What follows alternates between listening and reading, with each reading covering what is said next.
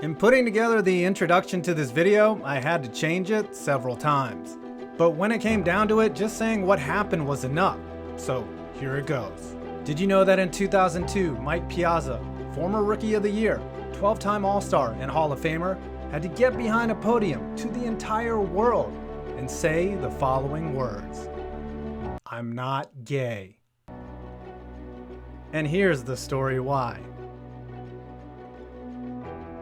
Think of all the things that you might have used to think but don't anymore, or think of the things in history you look back on and find absurd. Even on our imperfect planet, the world has come a long way. And in this story, you'll find out just how far we've come in 20 short years. Before Mike Piazza was in Cooperstown, he was in Chavez Ravine, a 25-year-old rookie catcher for the LA Dodgers who had finally made the bigs after being selected in the 62nd round out of Little Miami-Dade North College in the 1988 MLB draft. It wasn't just a shot in the dark though, it was a favor by Tommy Lasorda to Piazza's family. Lasorda vouched for the kid's power, as did the late Ted Williams, whose manifesto on hitting Piazza had studied closely. As it turned out, the selection was part favor, part luck, part stroke of genius. When Piazza finally did get called up to the big league squad in 1992, all he did was hit 35 home runs, bat .318, and win NL Rookie of the Year. Piazza's 7 straight All-Star years afforded the catcher a certain celebrity status in one of baseball's biggest markets. His big bat and good looks unlocked a playboy lifestyle, and the catcher took advantage of such privileges. Piazza was often seen with models on his arm, and while a devout Catholic, he certainly wasn't showing any interest in settling down with just one woman while still in the prime of his career, both the baseball and the sexual one. Despite the Lothario status and his stature as one of the best batting catchers in the game next to Pudge Rodriguez, Piazza's time didn't last with the Dodgers. In 1998, the Dodgers shipped the perennial All-Star to the Florida Marlins. Ah yes, Marlins legend Mike Piazza. But the trade wasn't made for baseball reasons necessarily.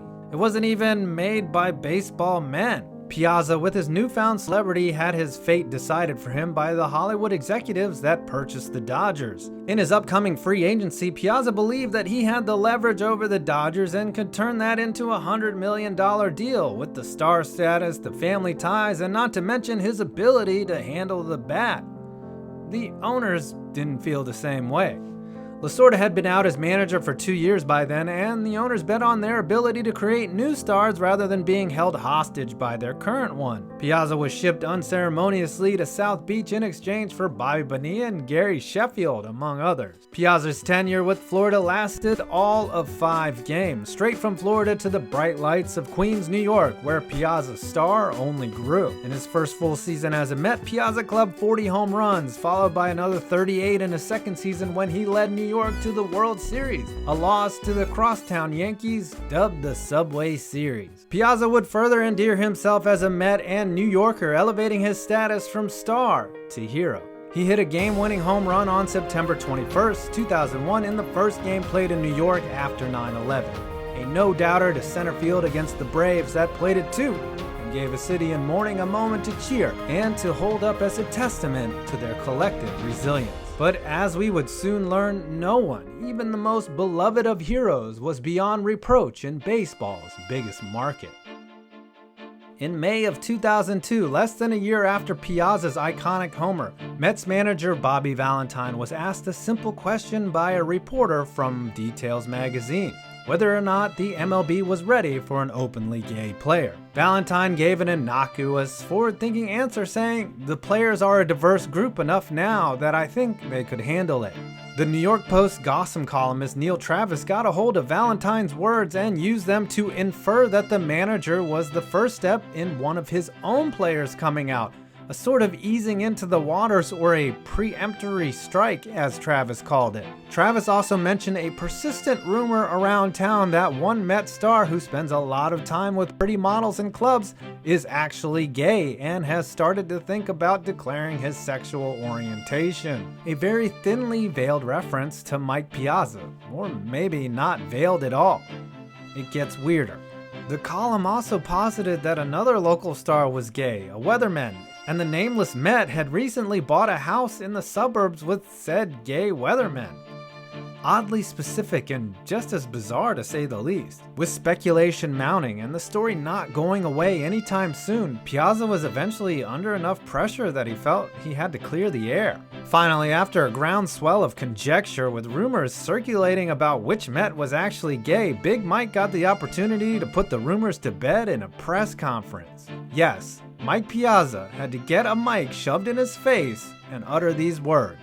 "I'm not gay. I'm heterosexual. I can't control what people think. That's obvious, and I can't convince people what to think. I can only say what I know and what the truth is, and that's I'm heterosexual and I date women. That's it. End of story." And to some extent, it was the end of the story. Despite Valentine and GM Steve Phillips' anger towards the media that was warranted, the story kind of just disappeared, even with its absurd nature.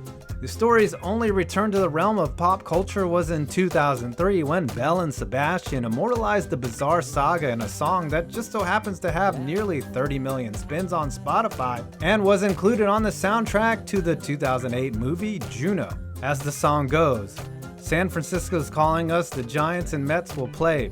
Piazza, New York, catcher, are you straight or are you gay?" Piazza never brought up the story again until he wrote about the ordeal in his 2013 book titled Long Shot. "I found it hugely insulting that people believed I'd go so far out of my way, living with playmates, vacationing with actresses, showing up at nightclubs to act out a lifestyle that would amount to a charade," he wrote.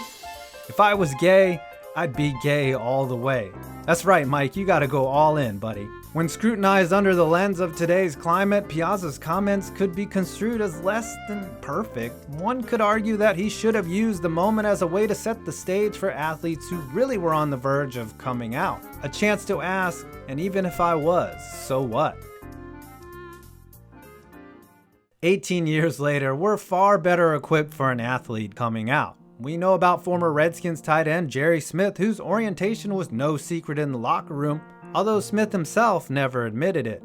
Michael Sam came out prior to the 2014 NFL Draft, was picked by the St. Louis Rams, and described his Missouri teammates as being supportive when he disclosed his sexuality in front of the squad. Jason Collins, a former NBA journeyman, became the first active athlete in the major four sports to come out publicly in 2013, as chronicled in Sports Illustrated. Outside of the typical fringes, Collins' coming out was a decision met with high praise. While there's still many mountains to climb, we've undoubtedly come a long way in the past 2 decades, and while sports may not represent the sexual demographics of the country as a whole, it's hard to argue that the state of affairs for coming out in sports hasn't been changed for the better since 2002. And maybe, just maybe, this is one of the many lessons never to trust the journalistic integrity of the New York Post. But thanks to that shoddy reporting, we were gifted with that bizarre moment in sports history when Mike Piazza really had to call a press conference to say the words, "I'm not gay." Something tells me we'll never see that again.